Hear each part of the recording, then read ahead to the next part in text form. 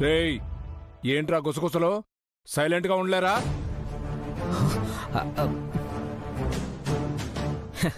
ఏంటి సార్, మేమేదో మాట్లాడుకుంటున్నాం టైం పాస్ కావడానికి. మాకేమైనా టీవీలు ఉన్నాయా, ఫోన్లు ఉన్నాయా?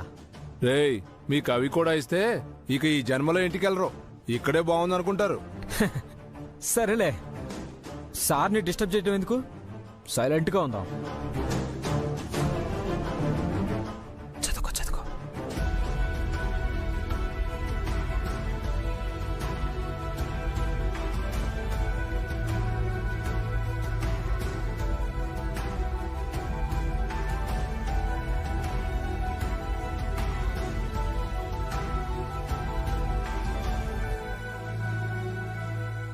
ఎంతసేపు అలా నుంచుంటారా? సార్, మీ డ్యూటీ అయిపోయేంత వరకు మిమ్మల్ని చూస్తూనే ఉంటాం సార్. అబ్బో, సార్ మీరు సినిమా హీరో లెక్కుంటారు సార్.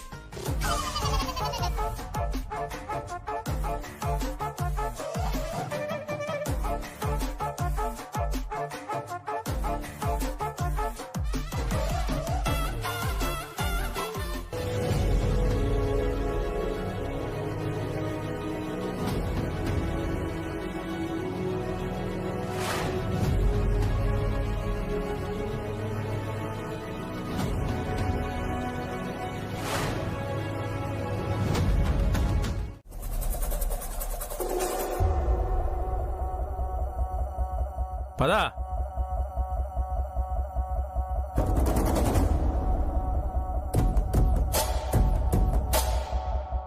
నీకెలాగూ బెయిలొచ్చే పరిస్థితి లేదు, అది తెప్పించుకునే స్థితి నీకు లేదు. ఎందుకింత ప్రయాసపడతావు? ఇదిగో, ఈ తెల్ల కాగితాల మీద సంతకాలు పెట్టు. తెల్ల కాగితం మీద సంతకం చేయడానికి నేను చదువురాని వాడిని కాదు సార్. మీరేం రాసుకుంటారో నాకు బాగా తెలుసు. అవునా? అయితే సరే, ఇదిగో ఇదంతా చదివి ఈ కాగితాల మీద సంతకాలు పెట్టు.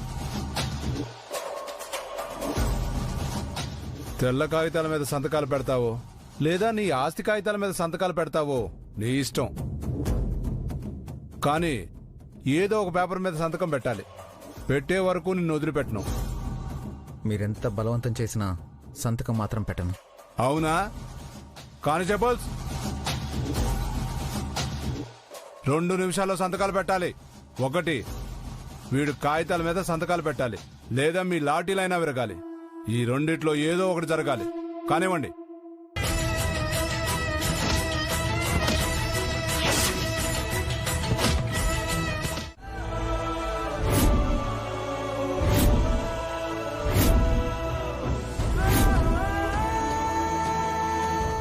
నిధి, మనం పార్టీ ఎక్కడ చేసుకుందాం? సిటీకి వెళ్దాం వదినా. ఖర్చు అవుతుందేమో. డబ్బుల గురించి ఆలోచిస్తే ఎంజాయ్ చేయలేం వదినా. ఎంతైతే అంత అయిందిలేమ్మా, మనం సంతోషంగా ఉండడమేగా కావాల్సింది. పనిలేక పార్టీ పెట్టుకున్నట్టుంది. నువ్వేట్రా అట్ట పెట్టావు మొహం? లేకపోతే ఏంటి, గణపతి జైల్లో ఉండి వారం అయింది, ఇప్పటి వరకు ఇంటి పేపర్ల మీద సంతకం కూడా పెట్టలేదు. మీరేమో పార్టీ ఎక్కడ పెట్టుకుందామా అని డిస్కషన్ చేసుకుంటున్నారు. ఫలితం ఏంటో తెలిసిన తర్వాత టెన్షన్ ఎందుకు సుబ్బు? 2 రోజులు ఆగితే మా ఆయనకి అన్ని విషయాలు అర్థమవుతాయి.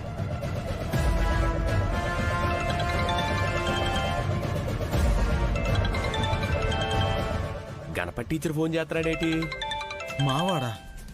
అయినా పోలీస్ స్టేషన్ లో ఉండి ఎలా మాట్లాడుతున్నాడు? మీ వాడు కాదులేవై, ఇంకో క్యాండిడేట్ ఉన్నాడు, వివరాలు తెలుస్తాయిగా. స్పీకర్ ఆన్ చేయ విఘ్నేష్. అలాగే నాన్న. హలో, ఏంటి బ్రదర్, గొంతులో హుషారు వినిపిస్తోంది? మేమందరం పార్టీ చేసుకుని చర్చించుకుంటున్నాంలే, అందులో వచ్చిన ఆనందమేలే. ఇది ఏటో చెప్పు. పార్టీ చేసుకోవాలనుకుంటున్నారా? అవునులే, తల మీద తడిగొట్టేసుకుని బాధతో ఒక్కొక్క పెగ్గు కొడతారేమో.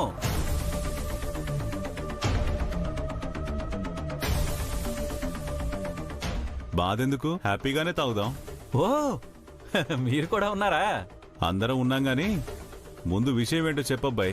పార్వతమ్మ పెద్ద కొడుకు టీచర్ అయిపోవాలని జైల్లో తెగ చదివేస్తున్నాడు.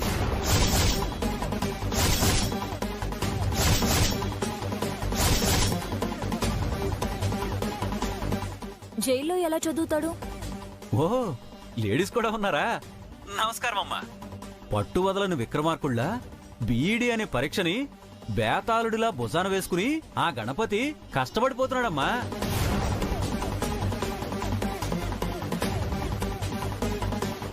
అలా ఎలా చదవనిస్తారు? మర్డర్ చేసినోడు, దొంగతనం చేసినోడు, కిడ్నాప్ చేసినోడు, ఇలా రకరకాల నేరాలు చేసిన ఖైదీలే టీచర్ అవ్వాలన్న సంకల్పంతో ఉన్న మన మంచి గణపతిని చూసి ముచ్చటపడి పోలీసుల కంటపడకుండా సహాయం చేస్తున్నారంట.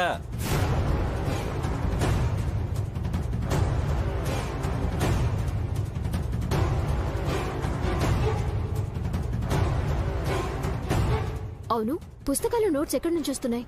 కరెక్టే కదా. నీ భర్త గణపతిని రేపట్లోగా విడిపించుకోకపోతే తను ఎంత కష్టపడి చదువుకున్నా ప్రయోజనం ఉండదమ్మా. ఎల్లుండి పరీక్ష రాయాలంటే తను హాజరు కావాలి. జైల్లో ఉంటే ఎలాగవుతుంది?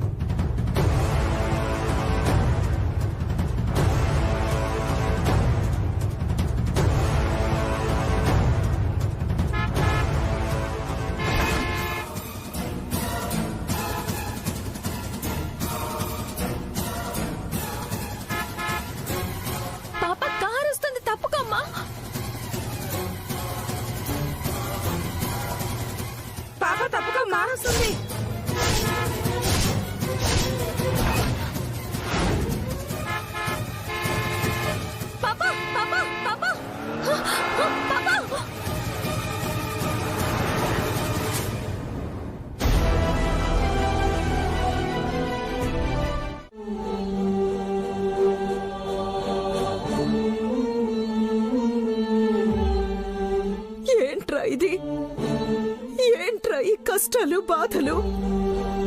అమ్మా, మనకి కష్టాలు బాధలు కొత్త ఏంటమ్మా? నాన్న పోయిన దగ్గర నుంచి అయిన వాళ్లే అవమానిస్తున్నారు, అయిన వాళ్లే చీకొడుతున్నారు, అయిన వాళ్లే ఆస్తుల్ని లాక్కుంటున్నారు, మనల్ని మోసం చేసి వెన్నుపోటు పొడుస్తున్నారు.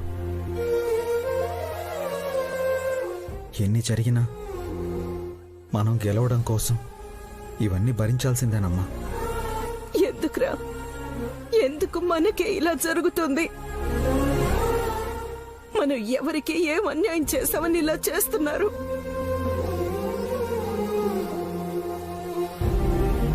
అమ్మా, జరిగిందంతా ఓ పీడకల అనుకుని ముందుకెళ్ళాలమ్మా.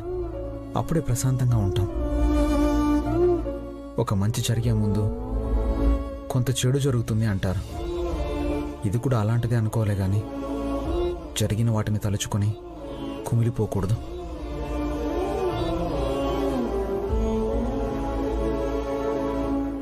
అయినా నేను బతుకుతుంది నీ కోసం, నీ సంతోషం కోసం. అలాంటిది నువ్వే కన్నీళ్లు పెట్టుకుంటే ఎలాగమ్మా? నాకు ఈ బాధ కంటే నీ కళ్ళలో నీళ్లు చూస్తుంటే ఇంకా బాధగా ఉందమ్మా. రే, వాళ్ళని ఇంత బాధ పెట్టినా నువ్వు వాళ్ళని ఒక్క మాట కూడా అనలేదు. అయినా వాళ్ళని దెబ్బతీయాలని చూశారంటే వాళ్ళని ఊరికి వదలకూడదురా. మావయ్య, ఇంకా వాళ్ళ ప్రస్తావన వదిలేయండి. అమ్మా, ఎవరు ఎన్ని రకాలుగా ఇబ్బంది పెట్టినా మనకి మంచి రోజులు ఖచ్చితంగా వస్తాయి. నువ్వు బాధపడకమ్మా.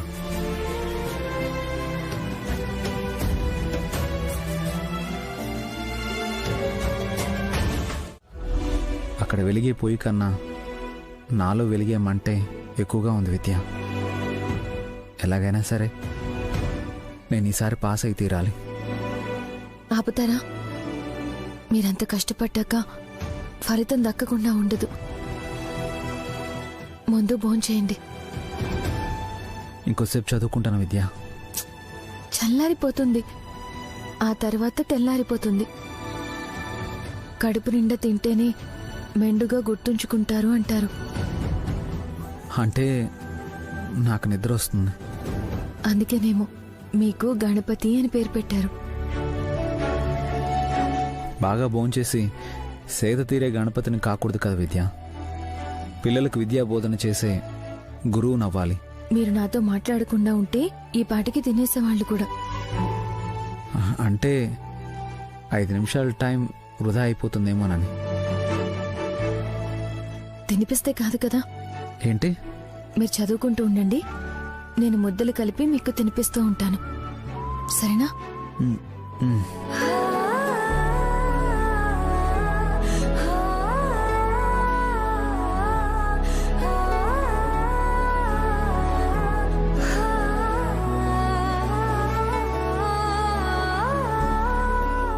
ఒక్కటి మాత్రం నిజం, మీరు ఈ పరీక్షల్లో పాస్ అవ్వలేదు అంటే మీ జీవితంలో నేను అనేదాన్ని ఉండను. విద్య, పరీక్షలు రాస్తే అందరికీ మార్కులు మాత్రమే వస్తాయి, కానీ మీరు రాసే పరీక్షలకి కొన్ని ప్రాణాలు నిలబడతాయి లేదా పోతాయి.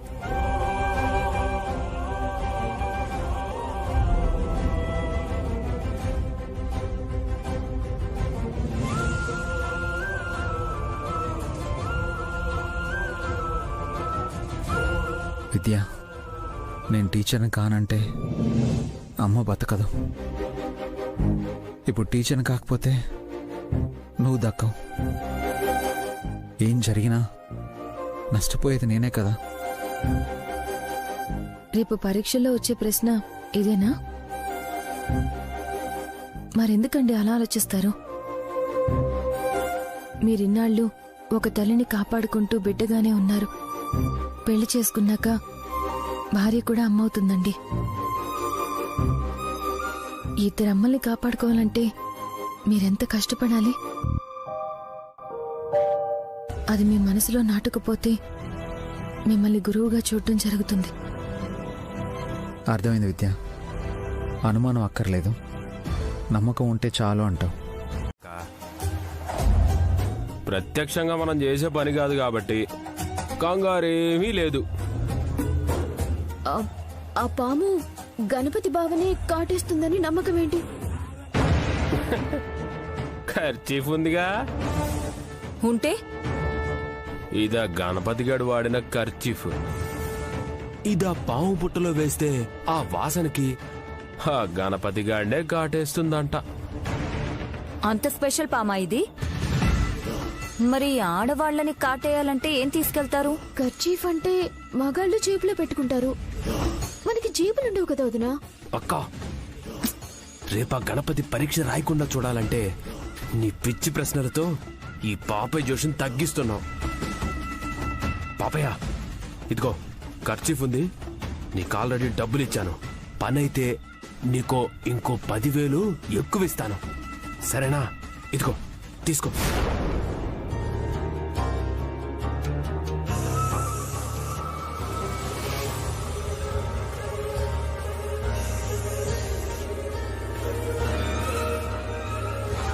ముందా ఇల్లు చూపించండి బాబు. సరే, నీకు రూమ్ చూపిస్తాను. కిటికీలో నుంచి వదిలితే చాలు, వాడు ప్రాణాలు వదిలేస్తాడు. అట్టగే బాబు. పదండి పదండి పద. పద.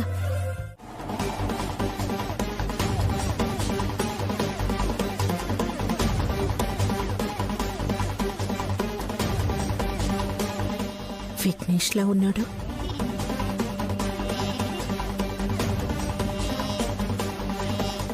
పద్మ, నిధి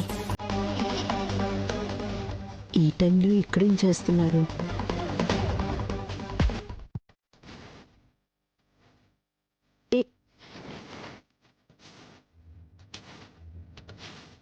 వాళ్ళని పిలవడం కాదు, ఇరుగు పొరుగు వాళ్ళని పిలవాలి.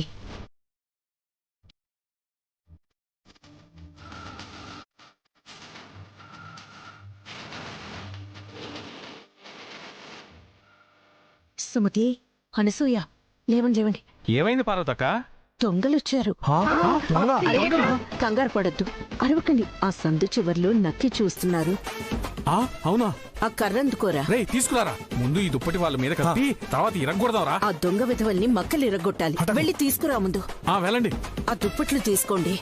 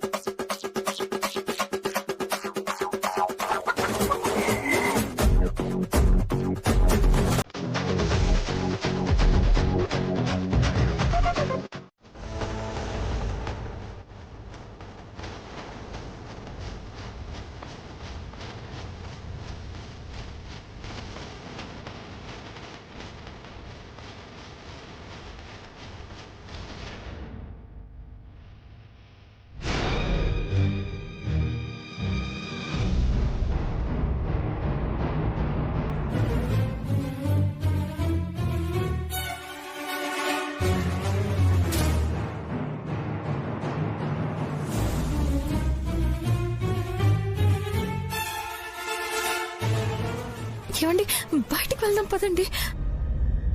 తెల్లారితే పరీక్ష. బయటికి వెళ్తే నేను చదివినట్టే. ఇక్కడే కూర్చుని చదువుతాను. అయ్యో పాము వెళ్ళలేదు, ఆ మూలకు వెళ్ళింది అంతే. నీ భయంతో నన్ను డిస్టర్బ్ చేస్తున్నావు విద్య. ఓ పంచే, నువ్వు వెళ్ళి ఒక బుట్ట తీసుకుని రాపో. ఏంటి బుట్ట? ఎందుకు? తీసుకునిరా చెప్తా.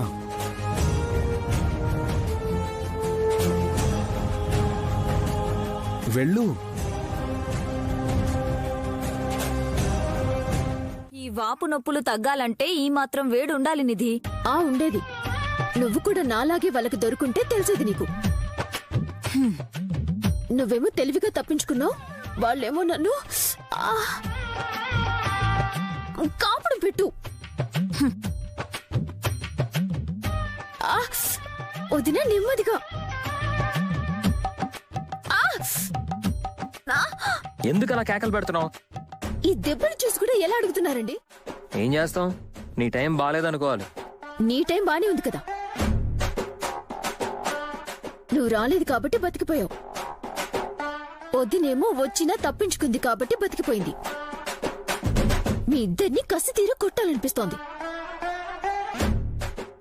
కాపడం పెట్టు. నెమ్మదిగా.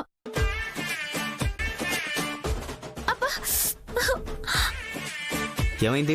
ఎందుకలా ఉన్నావు? ఎలా ఉన్నానన్నయ్య? దెబ్బలు తిన్న దానిలా ఉన్నావు.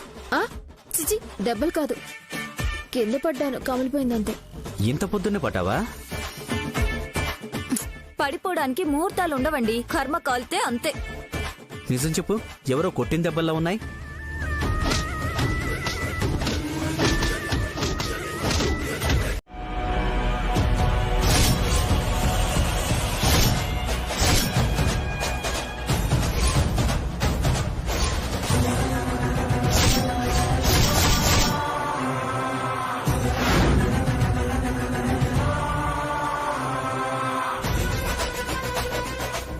వస్తున్నానండి.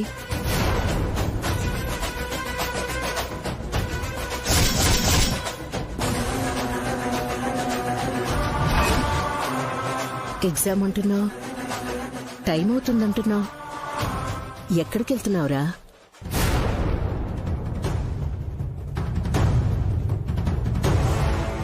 అమ్మా అమ్మా. అది అది అని విద్య వైపు చూస్తావేంటి?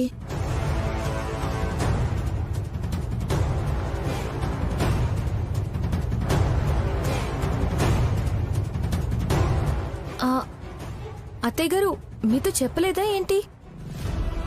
ఈరోజు టీచర్స్ అవ్వడానికి ఎగ్జామ్ రాస్తారండి.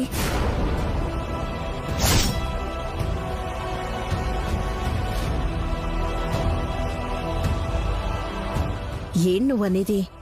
టీచర్ అవ్వడానికి పరీక్ష ఏంటి?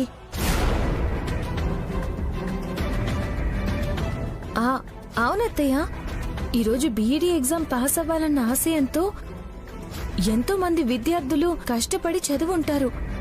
పాస్ అయితే టీచర్స్ అవుతారు. ఆ కళ నెరవేర్చుకోవడానికి ప్రభుత్వం పెట్టే పరీక్షల్ని రాయడానికి ఎంతో మంది ఎగ్జామ్ సెంటర్స్ కి వస్తారు. వాళ్ళందరి చేత క్రమశిక్షణతో నీతిగా నిజాయితీగా పరీక్ష రాయించి ఇన్విజిలేటర్ గా మా వారికి అక్కడ డ్యూటీ వేశారు.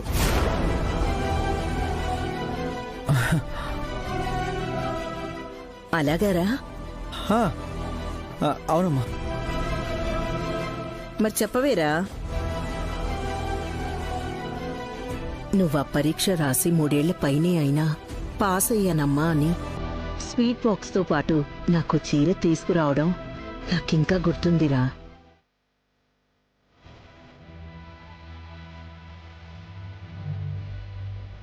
ఇప్పుడు కూడా పరీక్ష రాసి పిల్లలకి పాస్ అయితే వాళ్ళ అమ్మకు భార్యకు మంచి చీర తీసుకెళ్ళమని నువ్వు కూడా చెప్పు. ఆ తలంపుతోనైనా బాగా రాస్తారు. తప్పకుండా అమ్మా, వెళ్ళొస్తాను. నన్ను ఆశీర్వదించు. మనోవాంఛ ఫలసిద్ధిరస్తు. చూసావా విద్య, వీడే బిఎడ్ ఎగ్జామ్ రాసేవాళ్లగా ఆశీర్వాదం తీసుకుంటున్నాడు. అవునత్తయ్య, ఎవరు పరీక్షలు రాసినా ఈయనే రాస్తున్నట్టు అనుకుంటారు.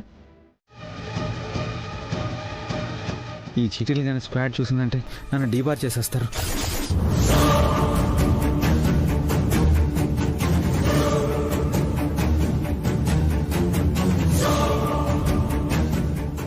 మేడం, స్లిప్పులు ఉన్నాయి.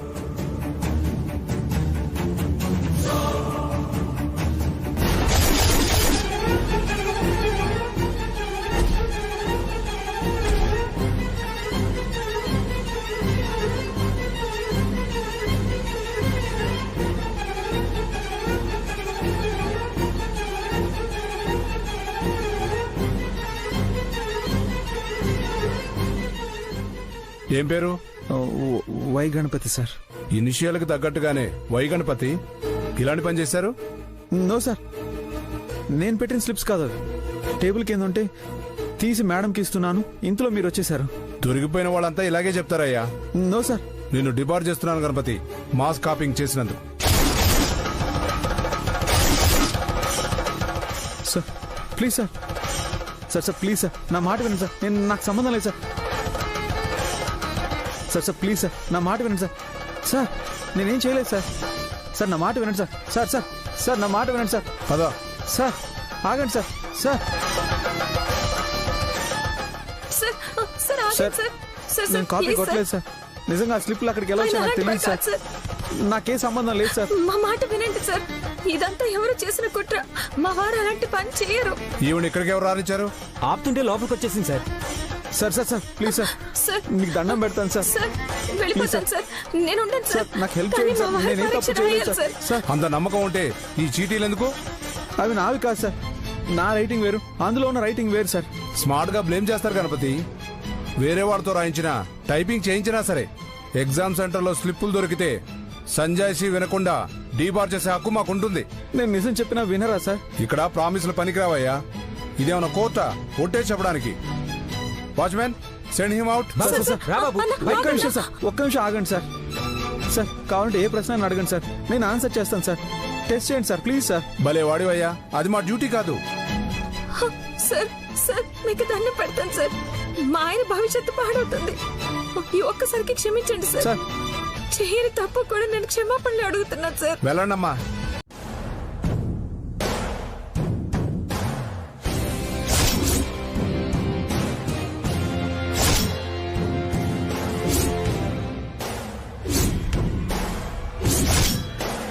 హే విద్య, ఏంటలా కొట్టేశావు? నిన్ను కూడా కొడితే నువ్వు తట్టుకోలేవు వదినా. అపరకాళ్ళిలా వచ్చిందేంటి? కొంచెం వెనక్కుంటేనే మనకు మంచిదే. నేను గాని మా ఆయన గాని మీ అందరికీ ఏం అన్యాయం చేశామని ఇలా చేశారు? ఏం చేశాం? చెంప పగలగొట్టించుకున్నా కూడా ఇంకా ఏం చేసావంటావేంటనిది? ఇందులో నీ చేయి కూడా ఉందని అర్థమవుతుంది. సాక్ష్యం ఉందా? తెలియనట్టు నటిస్తే మాత్రం పోలీసుల చేత నిజం చెప్పించాల్సి వస్తుంది. జాగ్రత్త. ఏంటే తోడబుడితే అన్యాయం చేయాలన్న బుద్ధి పుడుతుందా? ఏం వదినా, మా అన్నయ్య నీ మెళ్ళో తాళి కట్టిన పాపానికి ఆడపడుచులైన నా తాళికి ఎసరు పెట్టాలనుకున్నావా? నువ్వు ఆవేశంలో ఉన్నావు, ఇంకా ఓపిగ్గా ఉన్నాను. నా కోపం కట్టెలు తెంచుకుంటే మీ బ్రతుకులు రోడ్డున పడతాయి. ఛ! సిగ్గుగా ఉందా? దిక్కుమాలను పనులు చేసేటప్పుడు అరే నేనెందుకు ఒకరికి అన్యాయం చేస్తున్నానా అని ఆలోచించలేదా? మీ ఇద్దరికి మళ్ళీ చెప్తున్నాను, నా భర్త అమాయకుడు, ఎవరికి అన్యాయం చేయడు. కానీ తనకు అన్యాయం జరిగి తన భవిష్యత్తుకి నష్టం జరిగితే మాత్రం మీలో ఎవరు ముందు సుమంగళిగా వెళ్తారో మీ ఇద్దరే ఒక నిర్ణయానికి రండి.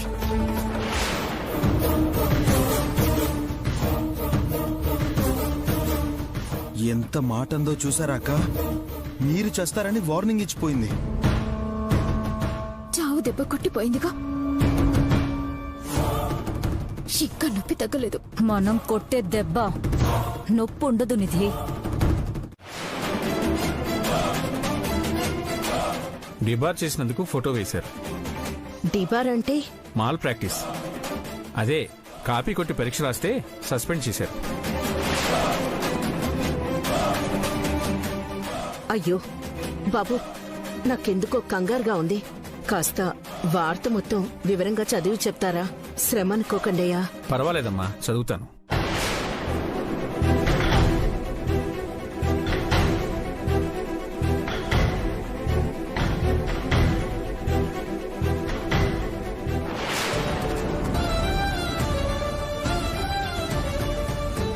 చదువయ్యా, అటు చూస్తూ ఉన్నావెందుకు?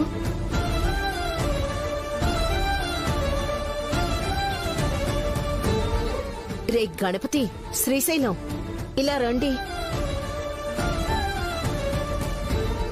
పేపర్లో గణపతి ఫోటో వేశారా? ఎందుకని అడుగుతున్నాను. చదువయ్యా. ఎందుకేటక నిన్నీడు ఇన్విజిలేటర్ గా వెళ్ళాడు కదా, అక్కడెవడో కుర్రాడు సీటు సుత్తు రాస్తా ఉంటే ఈడు ఆ పేపర్ అట్టేసుకుని ఇంటికి పో అని పంపించేశాడు. అంతే కదరా? అంతే అంతే అంతే అంతే అంతే అంతే. అవునా గణపతి? అవునమ్మా, అవును. అలా కాపీ కొట్టడం తప్పు కదా? తప్పున్నారా? కష్టపడి చదవకుండా ఇదేం పాడుబుద్ధి? నాలాంటిదైతే అక్కడే వాడి చెంపలు వాయించేది.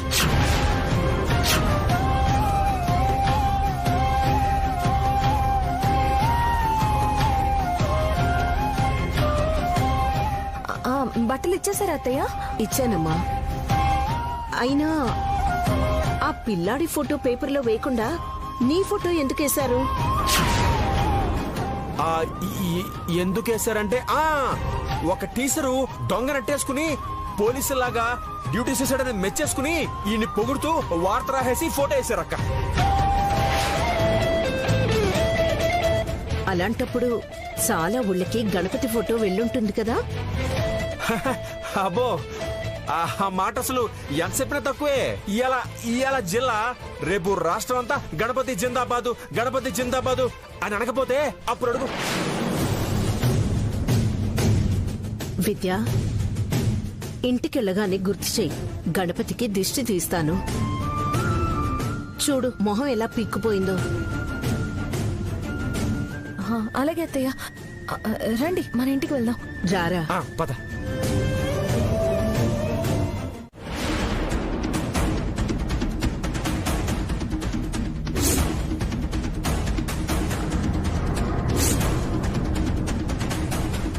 దీన్ని కూల కొడితే చాలా పెద్ద బిల్డింగ్ కట్టొచ్చు, ఏమంటారు? పర్మిషన్ వస్తే ఇంకో 2 అంతస్తులు ఎక్కువ వేసుకోవచ్చు సార్.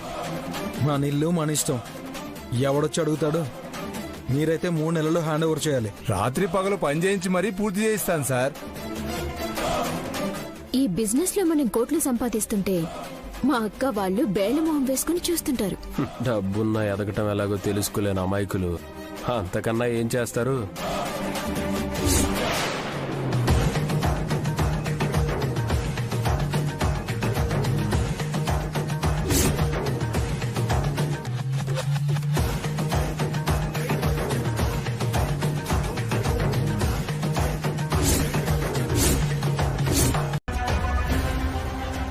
ఎవరింటికొచ్చి ఏం చేస్తున్నారు? రేయ్, ఏం చేస్తున్నారా?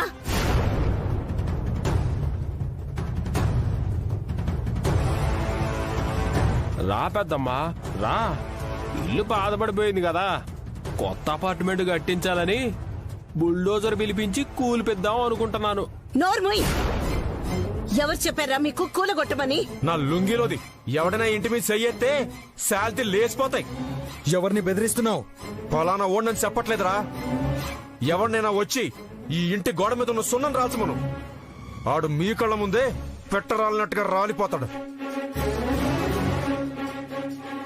ఏంటి విఘ్నేష్, ఇందులో సగం వాటా మీదన్నావు? లేదని వాళ్ళని చెప్పమను. మిగిలిన సగంలో కూడా గణపతిది సగం, నాది సగం.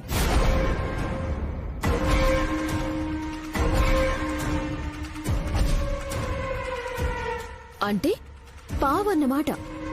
మన వాడ కింద వచ్చిన దాన్ని మనం ఏదైనా చేసుకోవచ్చురా. అమ్ముకోవచ్చు, లేకపోతే దానం కూడా చేసుకోవచ్చు.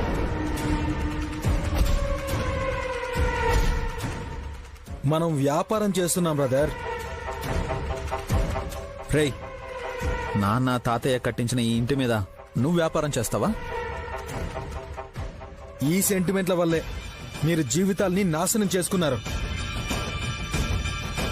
మీరు ఒక్కళ్ళైనా బాగుపడ్డారంట్రా?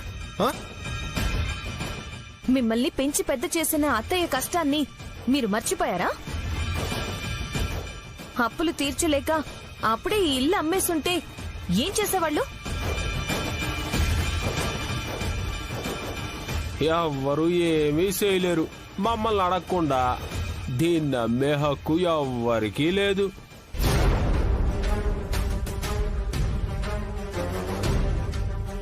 మాకు చెప్పకుండా ఇంటి మీద దౌర్జన్యం చేయడానికి మీకెవడిచ్చాడ్రా హక్కు? మా వాటా మా ఇట్టం. మీకు ఇందులో ఏ మూలొస్తుందంటే అక్కడే నొలక మంచం వేసుకుని పడుకోండి.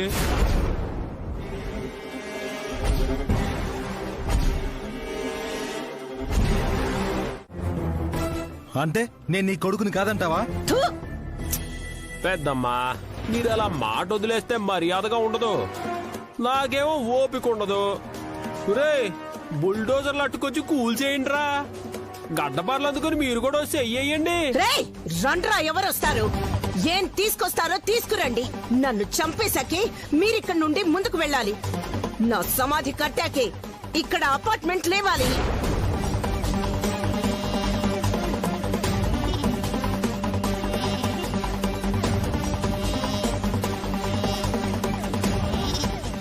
ఏంటి సార్ ఇది? ఎవరు అభ్యంతరం లేదన్నారు, ఇప్పుడు ఎవడొచ్చి గొడవ చేస్తుంది? అమ్మా, వీళ్ళతో గొడవ ఎందుకు? గణపతి, నువ్వాగు. శ్రీశైలం, తలుపు పగలగొట్రా.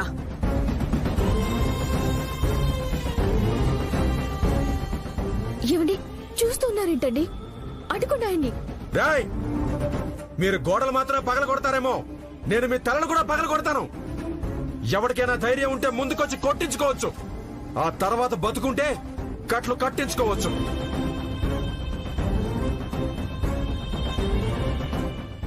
నా చీర కొంగుని చింపి వాళ్ళకి కట్టులు నేను కడతానులే బాబాయ్. శ్రీశైలం, ఇంకా చూస్తావేంటి? వెయ్యిరా పోటో. జై బజరంగ బలి.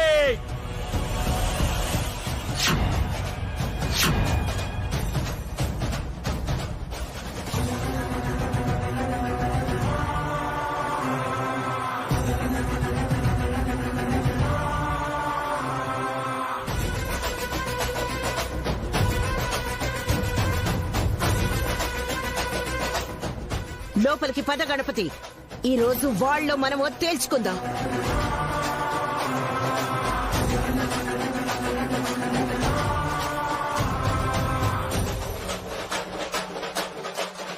ఏంటి సార్ ఇది? సారీ సార్, ఈ గొడవ మీరు పూర్తి చేసుకుంటేనే మేము పని చేయగలం. సరే పదండ్రా పోదాం. వీళ్ళిలా ఎన్నాళ్ళు మొండికేస్తారో అది చూద్దాం. పదండి.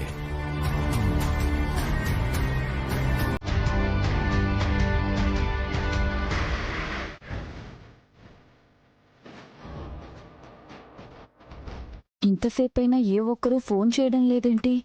మెసేజ్ అయినా చేయాలి కదా.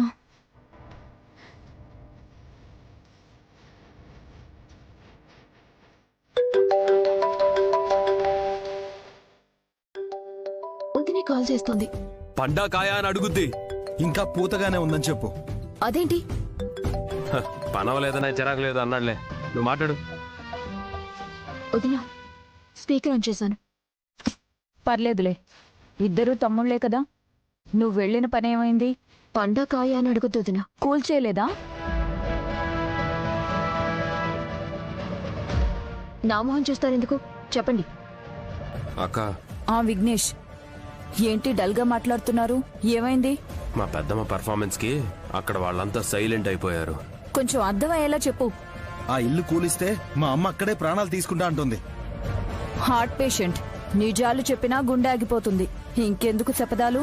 అయ్యో అక్క, ఆవిడ చేసిన హడావిడి అంతా ఇంత కాదు. నా ప్రాణాలు తీశాకే మా ఇంటి ఇటుక తీయాలి అంటుంది.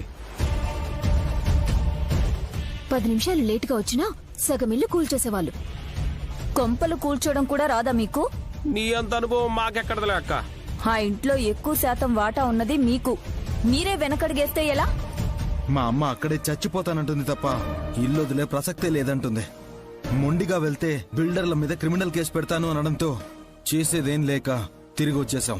హక్కున్న వాళ్లకంటే రోషం ఉన్న వాళ్లే గెలుస్తారన్నట్టుంది. చూద్దాం వదినా, వాళ్ళు మనసు మార్చుకుంటారేమో. లేదు లేదు, శంకరం మాస్టారు జ్ఞాపకాల్ని నెమరు వేసుకోవాలనుకుందావిడ. మా నాన్న స్వీట్ మెమరీస్ ఏం మిగల్చలేదులే. పాతకాలం మనుషులు పాడైపోయిన చీపురు కూడా విలువిస్తారులే. చూస్తుంటే అలాగే ఉందిలే అక్క. అక్క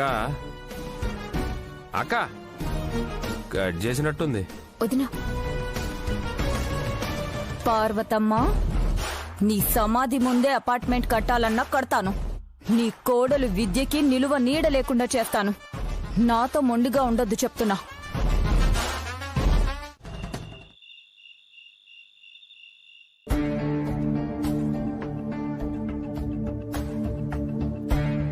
ఏం ఆలోచించారు? దేని గురించి వదినా? ఇంటి గురించి.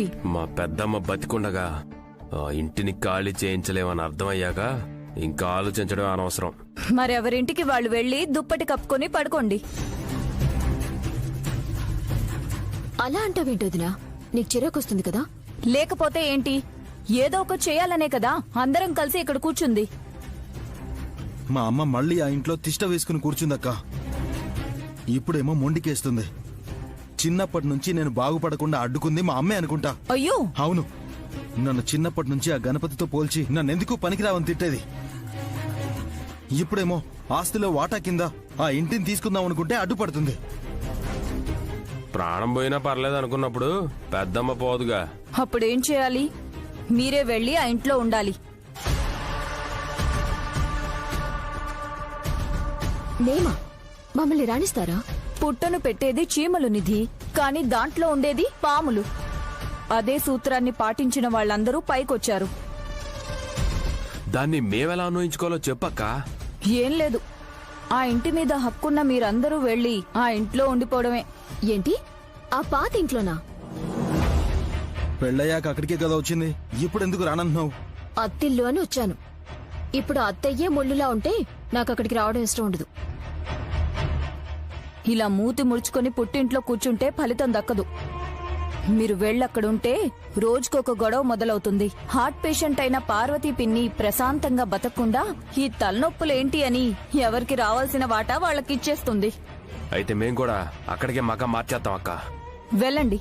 డీబార్ అయిన గణపతి తల్లికి నిజం తెలియకూడదని టెన్షన్ పడుతూ ఉంటాడు. మీరేమో న్యూసెన్స్ చేస్తూ ఉంటారు. అన్ని రకాలుగా ఒత్తిడి పెడితే మనం అనుకున్న పని ఈజీగా అయిపోతుంది.